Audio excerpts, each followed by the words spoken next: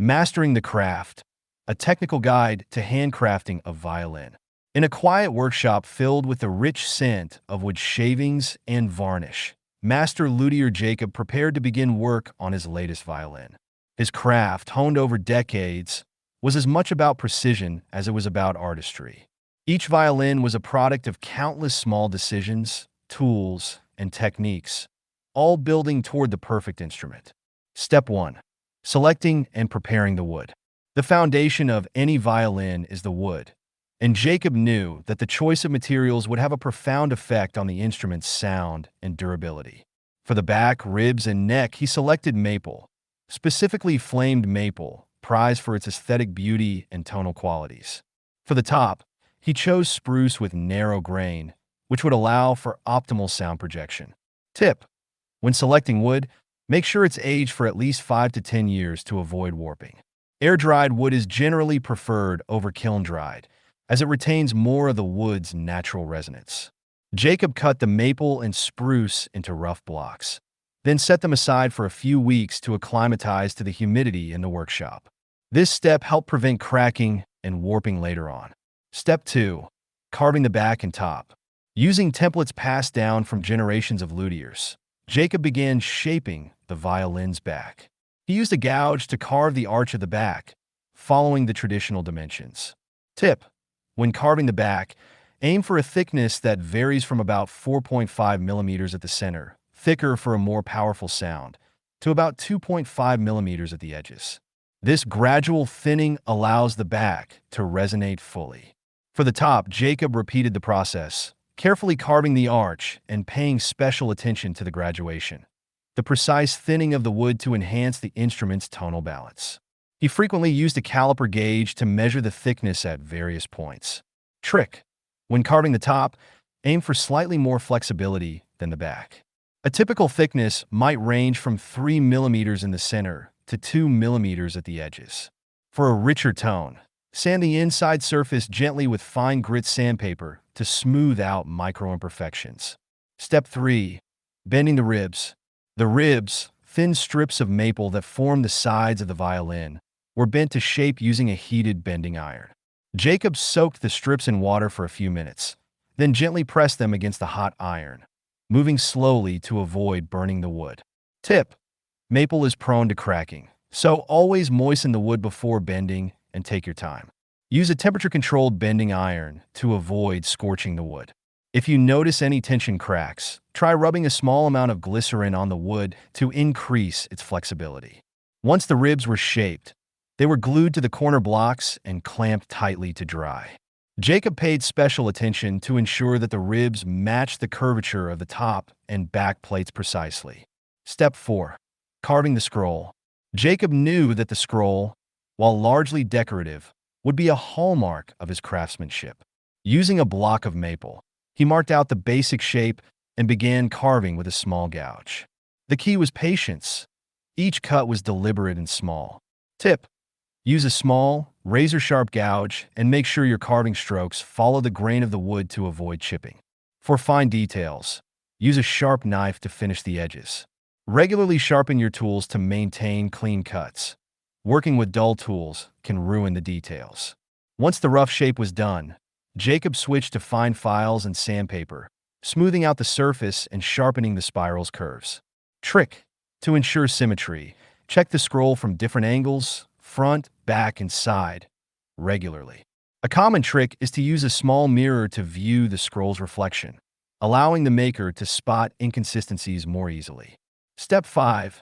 Cutting the F-holes. The F-holes were one of the most critical parts of the top plate, influencing the way sound would resonate and escape the instrument. Jakob carefully drew the design onto the top and drilled small guide holes at key points. Using a sharp knife and small saw, he cut along the lines, ensuring the edges were smooth and clean. Tip: when cutting F-holes, ensure they are symmetrical and aligned along the violin's centerline. A small difference can affect sound quality. A traditional measurement places the F-holes about 195 millimeters from the top edge of the plate and 40 to 42 millimeters apart between their inner edges. Step 6. Assembling the body. With the back, top, ribs, and neck completed, Jakob assembled the body. He used hot hide glue, a traditional adhesive that provided a strong bond but allowed for future repairs if necessary. Tip: hot hide glue is tricky to work with as it dries quickly. Keep it warm in a glue pot and apply it to both surfaces rapidly.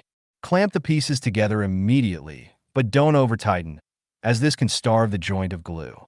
Once glued, the body was left to dry for several hours. Step 7. Fitting the fingerboard and neck.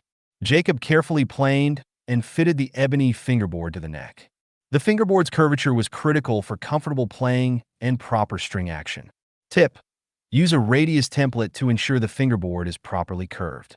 A typical radius is 42 millimeters. Sand the fingerboard progressively with finer grits, starting at 220 and ending with 1000 for a smooth finish.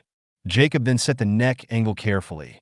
The angle of the neck must allow for the proper string height or action above the fingerboard, usually around 5 millimeters for the G string and 3 millimeters for the E string at the bridge end.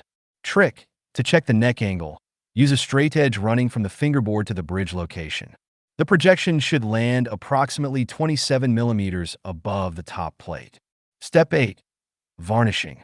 The violin's tonal quality depended not only on the wood, but also on the varnish. Jakob mixed his own oil varnish using resins and linseed oil. He applied the varnish in thin layers, allowing each to dry and harden before applying the next coat. Tip: always apply a ground layer to seal the wood before varnishing. This helps prevent the varnish from soaking into the wood and affecting its acoustic properties. Use a light hand when applying varnish to avoid damping the sound. Too much varnish can dull the tone. Step 9. Setting the bridge and sound post. The final steps involved setting the bridge and placing the sound post, which stood inside the violin between the top and back plates. The position of the sound post greatly influenced the violin's tonal balance. Jakob placed the sound post just behind the bridge foot, adjusting its placement carefully with a sound post setter. Tip: the sound post should be placed 2 to 3 millimeters behind the treble foot of the bridge. Small movements, fractions of a millimeter, can have a big impact on the violin's sound. Experiment with different placements to find the sweet spot. The bridge was then shaped to fit the curvature of the top plate and adjusted to ensure proper string height and playability. Trick: when adjusting the bridge, make sure the feet fit the top plate perfectly. Use graphite from a pencil to lubricate the bridge notches, allowing the strings to move freely without friction. Step 10. Final adjustments and tuning. With the violin fully assembled, Jakob installed the gut strings, adjusted the fine tuners, and slowly tuned the instrument to pitch. The violin came to life, resonating with a rich, clear tone. Tip: after stringing, give the instrument a few days to settle, as the tension from the strings can slightly shift the sound post and neck angle.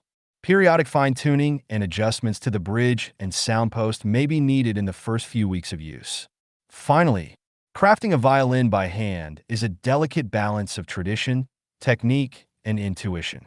Each step, from choosing the right wood to carving, assembling, and varnishing, requires precision and care.